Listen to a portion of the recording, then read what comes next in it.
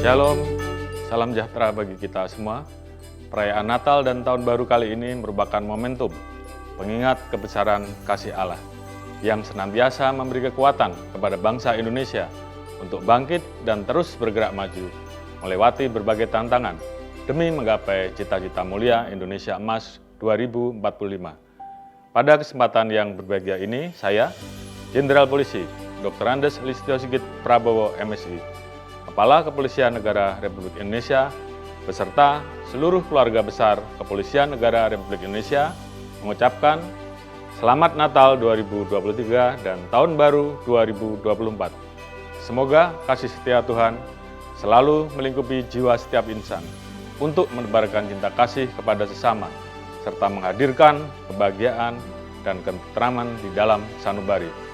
Mari bersukacita merayakan hari suci yang penuh kedamaian dan keberkatan, serta kita sambut tahun 2024 dengan membawa semangat dan harapan baru guna mewujudkan Indonesia berdaulat, adil dan makmur. Sekian dan terima kasih. Semoga Tuhan memberkati kita semuanya. Salam presisi.